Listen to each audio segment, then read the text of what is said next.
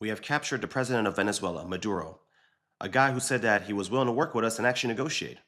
Don't take my word for it. This is President Trump. He wanted to negotiate at the end, and I didn't want to negotiate. I said, nope, we got to do it. He was trying to negotiate at the end. You probably saw that. And trying hard to make a deal.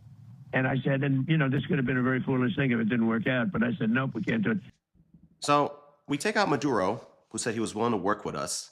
And now that he's gone, his vice president took over. And she's saying that she's willing to work with us. And she's part of the same regime as him. So what was the point of all this? In fact, Trump spoke with her today, and she asked Trump, what does he need?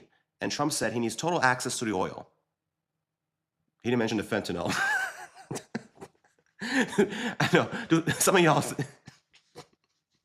Is there anyone out there who still thinks this is about fentanyl?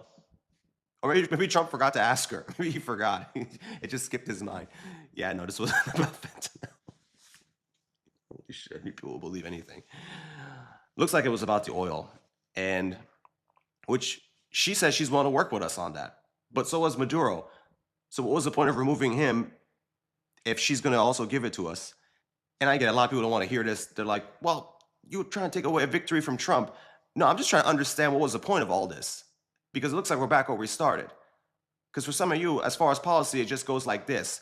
Trump, Trump, Trump, Trump, Trump, Trump, Trump, Trump, Trump, Trump, Trump, Trump, Trump. I voted for Trump too, but I'm not going to insult my own intelligence and embarrass myself by pretending that we actually did something here when we took out the president who was willing to work with us just to work with the vice president of the same regime.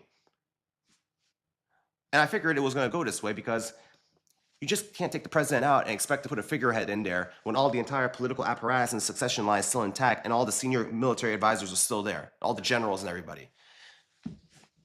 But hey, maybe our oil companies will be allowed to go back into Venezuela, take the oil out. You guys are not getting any of the oil. I know they told you that's how it was going to work. That's not how it works. Our oil companies go to foreign countries. When they take the oil out, they sell the oil on the open market to everybody. Global oil prices will come down, but we don't get any special discounts. It'll help me, though, because I own stocks in ExxonMobil, Chevron, and I own a few index funds in the S&P 500, which a lot of oil companies are part of. So it's going to be great for me.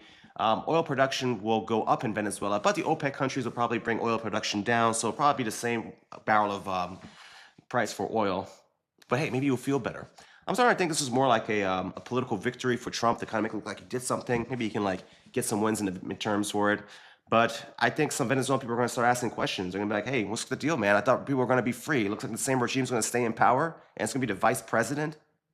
But hey, for some of you guys, it's Trump, Trump, Trump, Trump, Trump, Trump, Trump, Trump.